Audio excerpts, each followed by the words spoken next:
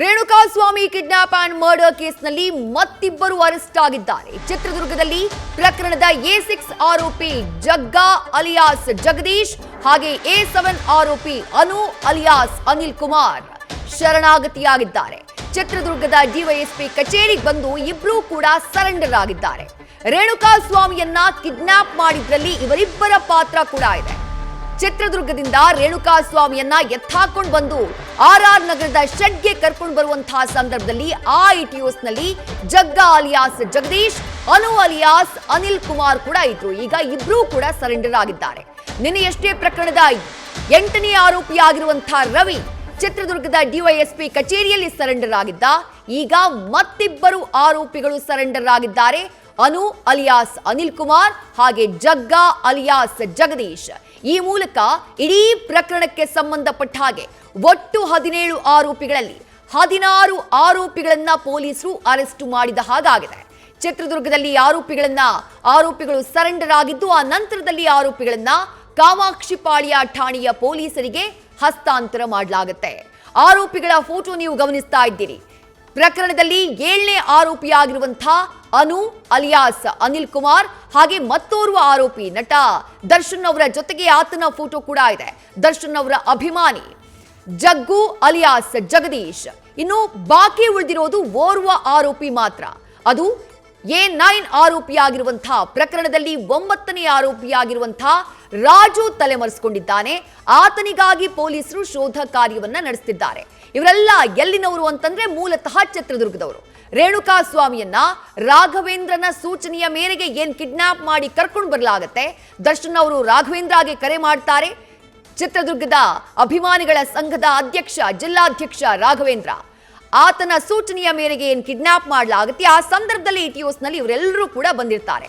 ಆರೋಪಿಗಳನ್ನ arrest ಮಾಡಿ ಕರ್ಕೊಂಡು ಹೋಗ್ತಾ ಇರುವಂತಹ ದೃಶ್ಯವನ್ನ ಕೂಡ ನೀವು ಗಮನಿಸ್ತಾ ಇದ್ದೀರಿ. ಮತ್ತಷ್ಟು ಮಾಹಿತಿಯನ್ನ ಚಿತ್ರದುರ್ಗದಿಂದ ನಮ್ಮ ಪ್ರತಿನಿಧಿ ಸಂದೇಶ್ ನೀಡ್ತಾ ಹೋಗ್ತಾರೆ. ಸಂದೇಶ್, ನಿನ್ನೆಯಷ್ಟೇ ಪ್ರಕರಣದ 8ನೇ ಆರೋಪಿ ರವಿ ಅರೆಸ್ಟ್ ಆಗಿದ್ದ, ಸರೆಂಡರ್ ಆಗಿದ್ದ. ಈಗ ಮತ್ತಿಬ್ಬರು ಆರೋಪಿಗಳು ಅನು ಹಾಗೆಯೇ ಜಗ್ಗು ಇಬ್ರು ಕೂಡ ಸರೆಂಡರ್ ಆಗಿದ್ದಾರೆ. ಈ ಇಬ್ಬರ ಪಾತ್ರ ಏನು ಪ್ರಕರಣದಲ್ಲಿ ಅಂತ ಹೇಳಿ.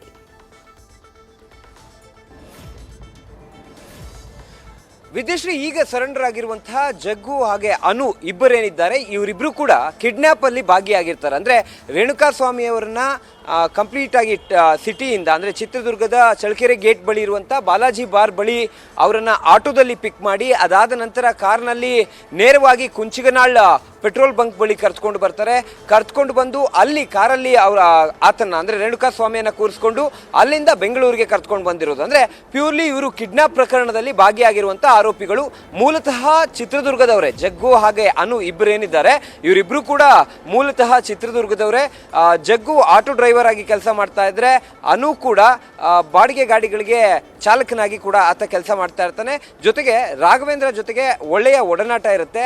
ಜೊತೆಗೆ ದರ್ಶನ್ ಅಭಿಮಾನಿಗಳು ಕೂಡ ಇವರಾಗಿರ್ತಾರೆ. ಅಂದ್ರೆ ಎಲ್ಲೊಂದ್ ಕಡೆ ದರ್ಶನ್ ಅವರಿಗೆ ನಿಮ್ಮನ್ನ ಪರಿಚಯ ಮಾಡಿಸ್ತೀನಿ, ಅವ್ರ ಜೊತೆಲಿ ಒಂದು ಫೋಟೋ ತೆಗೆಸ್ಕೊಳ್ಬಹುದು, ಈ ಆಸೆಗಳನ್ನ ಹುಟ್ಟಿಸಿ ರೇಣುಕಾಸ್ವಾಮಿಯನ್ನ ಆಟೋದಲ್ಲಿ ಅಲ್ಲಿಂದ ಕರ್ತ್ಕೊಂಡು ಬಂದಿದ್ದಾರೆ. ಅಂದ್ರೆ ರಾಘವೇಂದ್ರಗೆ ಒಬ್ಬನೇ ಆದ್ರೆ ಈತನನ್ನ ಕರ್ಕೊಂಡು ಹೋಗೋದಕ್ಕಾಗೋದಿಲ್ಲ ಅಂತ ಹೇಳಿ ಜೊತೆಯಲ್ಲಿ ಒಂದು 4 ಜನರನ್ನ ಇಟ್ಕೊಂಡು ಅವರನ್ನ ಇಲ್ಲಿಗೆ ಕರ್ತ್ಕೊಂಡು ಬಂದಿರೋದು. ಅಂದ್ರೆ ಕುಂಚಿಗನಾಳ್ ಪೆಟ್ರೋಲ್ ಬಂಕಿಗೆ ಕರ್ತ್ಕೊಂಡು ಬಂದು ಅದಾದ ನಂತರ ರವಿ ಇವರಿಗೆ ಜಾಯಿನ್ ಆಗ್ತಾ ಹೋಗ್ತಾನೆ.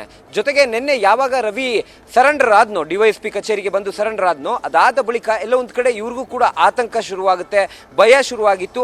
ಅದಕ್ಕೆ ಇವತ್ತು ಬೆಳಗ್ಗೆ 7:30ಕ್ಕೆ ಸರಿಯಾಗಿ ಡಿವೈಎಸ್ಪಿ ಕಚೇರಿಗೆ ಬಂದು ಅವರು ಸರೆಂಡರ್ ಆಗಿದ್ದಾರೆ. ಈಗಾಗಲೇ ಡಿವೈಎಸ್ಪಿ ಕಚೇರಿಗೆ ಬಂದಂತಹ ಆರೋಪಿಗಳನ್ನ ಮೆಡಿಕಲ್ ಚೆಕಪ್ ಅನ್ನ ಕೂಡ ಮಾಡಿಸಿ ಅವರನ್ನ ಈಗಾಗಲೇ ಪೊಲೀಸರಿಗೆ ಅಂದ್ರೆ ಬೆಂಗಳೂರು ಪೊಲೀಸರಿಗೆ ಹಸ್ತಾಂತರ ಮಾಡುವಂತ ಕೆಲಸವನ್ನ ಈಗಾಗಲೇ ಚಿತ್ರದುರ್ಗ ಪೊಲೀಸರು ಕೂಡ ಮಾಡಿದ್ದಾರೆ. ವಿದೇಶಿ ಥ್ಯಾಂಕ್ ಯು ಸಂದೇಶ್, ತಮ್ಮೆಲ್ಲ ಡೀಟೇಲ್ಸ್ಗೆ. ನ್ಯೂಸ್ ಫಸ್ಟ್ ನಿರ್ಭೀತಿಯಿಂದ ನಿಮ್ಮ ಪರವಾಗಿ.